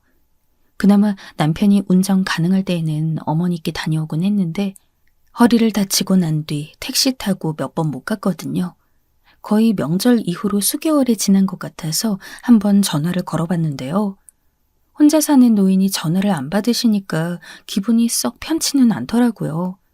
별일은 없겠지 싶어서 계속 저는 마트에서 물건을 정리하고 있는데 이상하게 몇 시간이 넘도록 걸려오지 않는 전화가 그날따라 너무 마음이 걸리는 거예요. 그래서 다시 전화를 걸었는데 여전히 받지 않으셨어요. 이날 집에 와서 남편에게 결국 한마디 했고요. 우리 어머니한테 한번 다녀와 봐야 되지 않아? 아버님 돌아가시고 난 뒤 알리긴 했는데 그 뒤로 우리도 그 미인지 뭔지랑 붙어먹고 싸우느라고 한 번을 못 갔어. 어머니 아까 전화 계속 안 받으시는데 아무래도 우리가 좀 너무했다 싶더라고. 그 말을 듣고 남편도 좀 마음이 걸렸던지 어두운 표정으로 답하더라고요. 그러고 보니 어머니께 너무 오래 못 찾아뵙기도 했네. 언제 가지? 다음 주 지나서 한번 가볼까? 그래서 저도 멀뚱히 생각하고 있다가 왠지 좀 마음이 확 변하더라고요. 오늘 민재에 일찍 들어온다고 했는데 여보, 그러지 말고 이따 밤에 한번 다녀와 보자. 차로 가면 그렇게 멀지도 않잖아. 민재한테 운전하라고 하고. 나 아까 들어오는 길에도 전화해봤는데 전화를 안 받으셔. 노인네 어디 아파서 쓰러지시기라도 한 거면 어떡해. 이 말에 남편도 갑자기 표정이 번뜩이더니 이제서야 둘이 왜 그런 감정이 든 건지 몰라도 조금은 급히 움직이게 되었어요. 안 그래도 일찍 들어온다고 했던 아들을 더 재촉했고 그렇게 해서 백수인 큰아들은 놔두고 둘째와 함께 어머니 댁으로 향했어요. 날도 무척 추워서 웬만하면 다음 날이나 다른 날로 미루고 싶었지만 그러기에는 왠지 모르게 마음이 갑갑하고 무척 쫓기는 기분이 들었어요. 이상하게 마음이 불안하고 이날따라 연락이 잘 안 되다 보니 더 신경이 불같이 쓰이더군요. 가는 내내 저는 조수석에서 계속 전화를 걸었지만 여전히 통화는 되지 않았어요.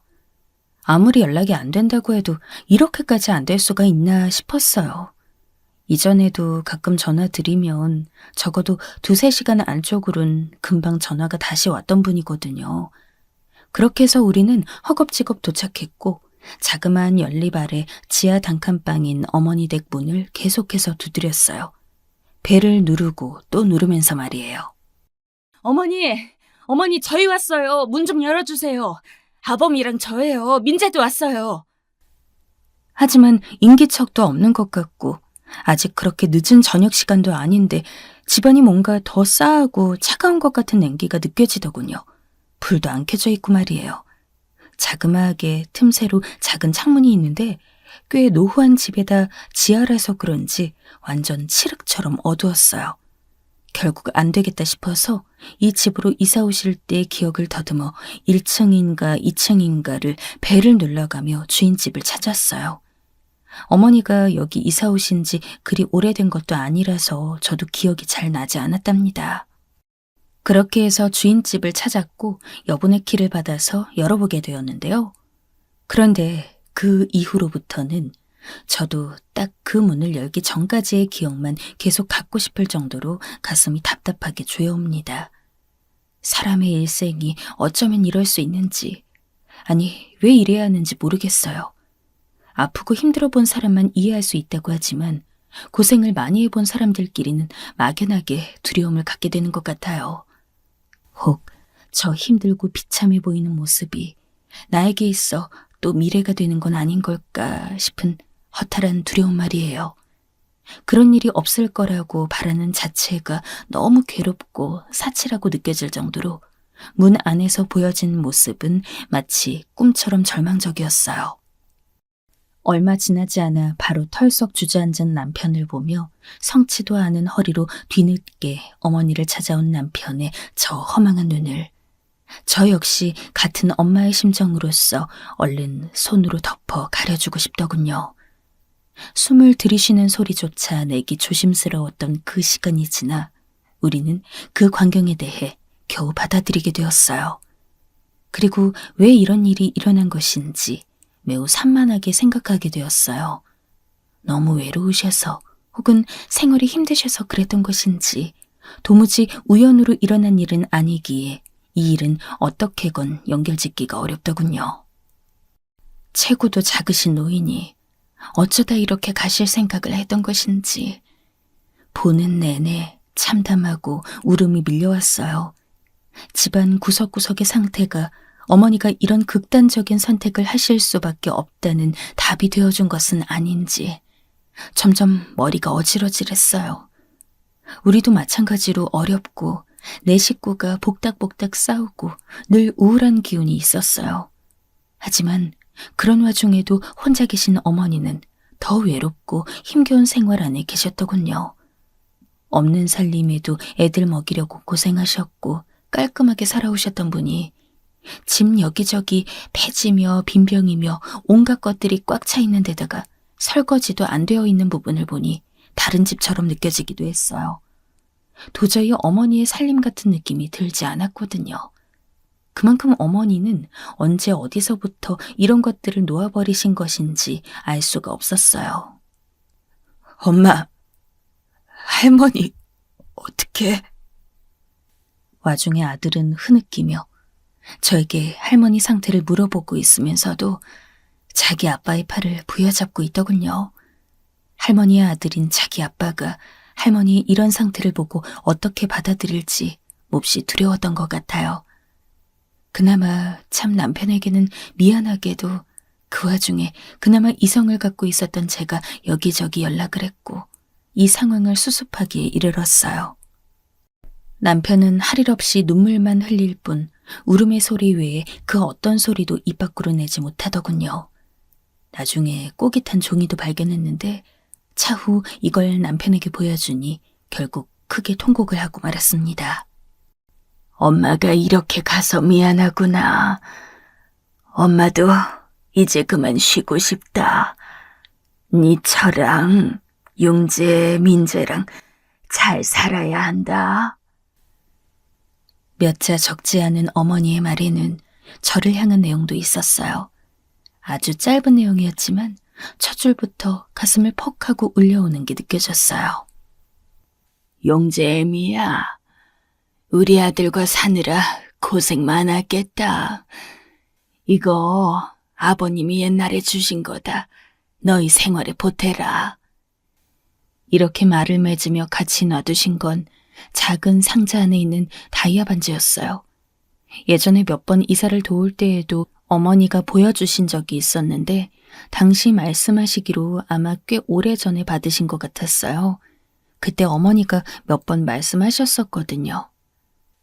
네 아버님이 하도 밖에서 계집질하고 다니니까 눈치가 보였던 게야.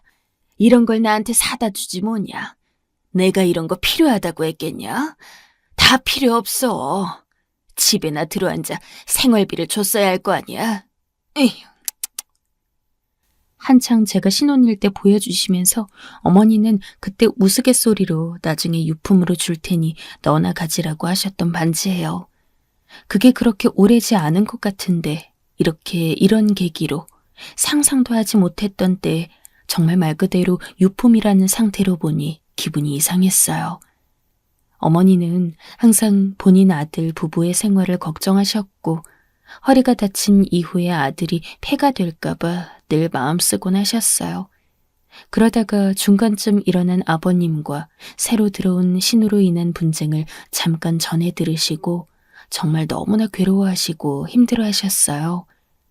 생각해보면 쓸데없는 이야기를 어머니께 전해드려 괜한 심려를 끼쳐드린 것 같은데 당시에는 말씀을 드릴 수밖에 없었어요.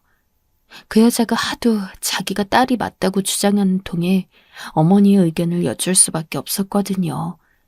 그때 어머니가 나직하게 중얼거리시는 말에 어머니 삶도 참 기구하다고 느꼈었어요. 내가 참 복이 없나 보다. 나 때에서 끝났어야 했는데 그게 니네까지 이렇게 괴롭혀대니 말이야. 너희한테 미안해서 어쩌면 좋냐. 그러다가 아버님이 돌아가셨고 이후로도 유류분 소송이니 뭐니 말이 길어지는 상황을 듣고 어머니는 정말 안절부절 못했어요. 나중에 어찌어찌 해결되었다고 말씀드렸고 그때도 그냥 지나가듯 바쁘게 통화했기 때문에 어머니의 감정이 어떠신지 저도 자세히 알지 못했고요. 그렇게 불편한 마음을 갖고 계시면서도 내내 힘들고 어려운 삶, 경제적으로 편치 않은 삶을 살다 보니 정말 너무 지치셨던 것 같아요. 평생 남에게 패 끼치는 걸 싫어하고 외려 남이 자기에게 폐를 끼쳐도 묵묵히 견디기만 하셨던 어머니. 결국 그렇게 스스로 정리를 하신 것인지 아니면 정말 삶이 귀찮아서 아무것도 안 하고 내버려 두셔서 그렇게 되신 것인지 모를 정도로 어머니의 일생은 그렇게 작고도 좁은 그 어두운 집에서 정리되어 있었습니다. 상황이 이렇게 종료가 되고 우리 가족은 그 백수로 칠칠 맞았던 큰아들마저 이제는 세게 뭐라도 얻어맞은 상태가 되어 한동안 말을 잇지 못했어요. 병을 앓던 어른이 돌아가셔도 한동안 여운이 남는데 그게 얼마 지나지 않아서 우리는 어머니를 전혀 준비도 못하고 있던 때에 그렇게 보내드리게 되었으니까요. 그렇게 시간이 지나고 나니 갑자기 남편이 먼저 말을 꺼냈어요. 몇 번이나 말렸지만 남편의 생각은 완고해서 저도 너무 황당하더라고요. 다이아 반지를 팔자고? 어머니가 마지막으로 남겨주신 유품인데 그걸 왜 팔아? 제가 몇 번이나 똑같은 말을 기계적으로 반복하고 있어도 절대 듣지 않더라고요. 나는 그 반지 진짜 어머니를 기념할 물건처럼 느껴지지가 않아. 그리고 아버지가 정말 증오스러워. 어머니가 그렇게 가시고 나니까 아버지가 더 징그럽게 느껴져. 아버지는 그 반지를 어머니를 생각해서 사준 게 아니야. 여기까지 말한 남편은 화를 내던 목소리가 점점 울음으로 변해가고 있었어요. 그걸 그깟게 뭐라고 본인이 가실 때까지 쥐고 계셨어. 아버지가 남긴 그 말 같지도 않은 유언장 붙들고 싸우고 있는 사이 어머니의 유언장은 그게 뭐야? 뭐가 그렇게 단순하고 아무것도 없어? 어머니는 왜 그렇게 비참하게 가셔야 했던 거야? 우리 어머니 말대로 하자. 그냥 그거 팔아버리자. 나에게 있어 그 반지는 어머니가 아니라 아버지야. 더 이상 아버지를 기억하고 싶지 않아. 제발 부탁이야. 계속 듣고 있자니 남편의 말이 아프게 들려왔고 며칠을 끝도 없이 반복하는 말을 더 이상 넘기기 어렵겠더군요. 결국 고민을 거듭하다가 둘째 아들을 시켜서 중고 사이트에 올려달라고 부탁했어요. 그렇게 말을 하면서도 그게 맞는 건지 아닌 건지 잘 모르겠더군요. 일단은 다이아 반지와 박스만 있을 뿐 저도 이쪽은 잘 모르기 때문에 시세를 대강 알아본 후 올리게 되었어요. 아들 말로는 상황을 잘 쓰는 게 좋겠다기에 자세히 부탁을 했어요. 시어머니가 대략 몇 년도쯤 이걸 선물 받으셨고 사용 흔적은 거의 없다고 유품으로 가지라고 주신 건데 파는 거라고 말이에요. 그러면서 감정서나 이런 것도 없지만 혹시 더 확실하게 알고 싶다면 같이 감정을 한다든지 그런 건 해드릴 수 있다고 적어놨어요. 중고거래를 해본 적이 뭘 있어야 그리고 이런 걸 저도 가져본 적이 있어야 거래도 할 수 있겠더군요. 이렇게 어설프게 떠듬떠듬 적어두었고 알림이나 뭐가 온다면 아들이 알려주겠다고 했는데요. 이틀쯤 지났을까? 바로 연락이 왔다는 거예요. 그런데 아들의 반응이 좀 희한했어요. 엄마, 근데 이 사람 좀 이상해. 대충 봐도 이 가격이 맞는 것 같은데 이 사람이 굳이 자기가 10배는 더 올려서 가격을 말하는데 꼭 자기한테 팔아달래. 이거 답장해줘도 되나? 일단 무슨 말인가 싶어서 아들에게 얘기를 나눠보라고 했는데 그 사람은 계속 자기는 이게 필요하다면서 꼭 거래를 하자고 말을 이어가더군요. 그래서 어쩔 수 없이 수락하게 되었고 아들은 중고거래를 종종 해본 모양이지만 저는 모든 상황들이 좀 얼떨떨한 상태로 따라나가게 되었어요. 그런데 그 자리에 나타난 건 저와 얼마 차이나 보이지 않는 비슷한 또래의 50대 여자분이더라고요. 한눈에 봐도 잘 차려입고 있었고 그제서야 좀 납득이 갔어요. 이 정도로 여유 있는 집 사람이니 이런 오래된 다이아에 흥미를 느껴서 몇 배씩 더 주고 사는 것 같더군요. 그래도 그렇지. 막상 이렇게 납득할 이유를 찾고 보니까 한편으론 좀 서글픈 생각이 들기도 했어요. 이렇게 어머니 유품을 정리하게 되는구나 싶고 굳이 꼭 팔아서 안 보이게 해달라던 남편의 심정도 느껴져서 마음이 아팠었고요. 그런데 대뜸 이 여자분이 전혀 상관없는 걸 묻더라고요. 이거 시어머니 유품이시라고요? 저기 시어머니 성함 좀 여쭤봐도 될까요? 순간 놀라서 저와 아들 모두 서로 얼굴을 동시에 쳐다보았어요. 그건 왜 묻나 싶었는데 먼저 말하더라고요. 그런데 듣는 내내 미간이 찌푸려지는 거예요. 네? 저희 어머니가요? 왜요? 저희 어머니를 아세요? 어떻게요? 어머니와 친분이 있는 분인가 싶어 한참을 눈을 치켜뜨고 똑바로 그 여자분을 훑어보았는데 아무리 봐도 어디서 어머니와 접점이 있으셨는지 잘 모르겠더라고요. 어떻게 이런 여유 있어 보이는 사람과 연이 있었을지 짐작이 안 갔어요. 그런데 계속 제 아들을 힐끗 쳐다보시더니 그제서야 알아들을 소리를 하더라고요. 오빠는 안 오셨네요. 오빠 아들인가 봐요. 오빠도 잘 계시죠? 대뜸 우리 남편에게 오빠라고 하기에 내내 물음표인 얼굴로 자기를 쳐다보는 제 심정을 뒤늦게 이해했나 봐요. 곧바로 말을 이어가는데 정말 기절초풍할 뻔했어요. 저 오빠한테 들으신 적 없나요? 저 순이에요. 장순이라고 해요. 오빠와 저는 소위 배다른 남매였답니다. 이자옥 엄마, 그러니까 시어머니께서 저를 키워주셨어요. 친딸도 아닌데 말이에요. 이분은 저에게 있었던 또 다른 신우, 이전에 아버님과의 관계에서 저희 속을 무척 썩였던 그 장미희 말고 그 바로 아랫동생, 20살이 되던 무렵까지 우리 어머니가 키워주셨다던 그 여동생이었던 거예요. 엄마라고 부른 기간보다 안 부른 기간이 이제 훨씬 많지만 아무튼 엄마는 저한테 어린 너는 죄가 없다고 하셨었죠. 그 말에 제가 사는 내내 참 많이 힘이 됐었어요. 어딜 가나 혼의 자식, 어미도 아비도 불분명한 인생이란 취급을 받고 힘들었었거든요. 그 전에도 친엄마가 몇 번이나 버리고 도망갔었고 그걸 아버지가 찾아서 데리고 왔던 거예요. 듣고 보니 전혀 자신의 의지가 아닌 상태로 태어난 순희 씨는 무척 고생을 하고 눈칫밥을 먹으며 자랐던 것 같아요. 그나마 불행 중 다행인 것이 아버님이 그때 자기 핏줄을 찾아다 본가에 끌어다 놓은 것이었고 그게 어머니에겐 새로운 불행의 문이 열렸던 거고요.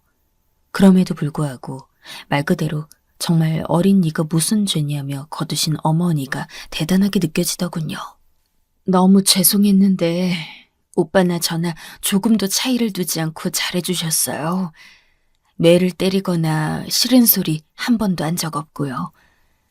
엄마가 미워서가 아니라 엄마한테 너무 미안하고 내 존재가 죄스러워서 나가야겠다고 생각했어요. 나가던 날은 정말 가슴이 찢어질 것 같았어요. 저 엄마가 진짜 내 엄마면 좋았을 텐데, 그럼 헤어지지 않아도 될 텐데. 엄마가 속으론 내가 얼마나 미울까 싶어 괴롭더라고요. 순희 씨는 그렇게 20살이 되어 돈벌이를 할 수 있을 것 같아지니 즉각 인사를 하고 나갔고 이후로 여기저기서 일하고 공부도 하고 그러던 차에 꽤 부유한 집으로 시집을 갔던 모양이에요. 그럭저럭 살며 자식도 낳고 나이를 점점 먹어가던 무렵에도 중간중간 가끔씩 우리 어머니 생각을 했었나 봐요. 하지만 계속해서 시간은 흘러가고 그런 와중에 어떻게 이렇게 저희와 시간이 맞닿아서 만나게 된 건지 그리고 되도록 어머니가 살아계실 때 이렇게 만남이 이루어졌다면 좋았을 텐데 제가 다 마음이 갑갑하더라고요. 제가 그 반지를 보고 나서 사실 긴가민가 했어요. 다이아에 관심 있었던 건 아니고 요즘 딸애가 사무실을 하나 얻어서 제 힘으로 차려보겠다길래 중고 사이트 통해서 알뜰하게 해보겠다 해서 기특하게 여겼는데요. 같이 재미삼아 봐주다가 그 게시물을 보게 된 거예요. 그런데 시어머니라고 하니 왠지 연령대가 그렇기도 하고 연식이 그만큼 지났다는 것도 그렇고 옛날에 엄마의 그 아주 작은 자개장 위에 그 박스를 올려뒀던 게 아주 애매하게 생각이 나더라고요. 사실 이 나이 돼서 떠올리는 기억이 뭐 얼마나 확실하겠어요. 딸애도 쓸데없는 짓 하지 말라며 말리더라고요. 하지만 저도 정말 혹시나 하는 마음에 아니면 어쩔 수 없지 하는 생각으로 연락해 본 거예요. 결국 여기까지 듣고 난 뒤 저희도 사정을 얘기했고 시부모님이 각각 돌아가셨으며 남편은 상황이 이렇다는 걸 알리게 되었어요. 듣고 무척 난감한 표정을 짓더니 그래도 핏줄이라고 한 번은 연락해보고 싶다기에 전화통화를 시켜주었어요. 그렇게 한참을 이복남매는 울지도 어쩌지도 않은 상태로 건조하게 그리고 길게 통화를 하더라고요. 사이가 나쁘지는 않았던 것 같아요. 우리 남편도 당시 그때 같이 오래 살았던 여동생에 대해선 특별히 싫어하는 기억은 없었거든요. 결국 순희 씨, 이렇게 느지막하게 알게 된 저희 둘째 시누이는 자기가 가져가는 게 맞을 것 같다며 그 반지를 10배의 가격으로 사갔어요.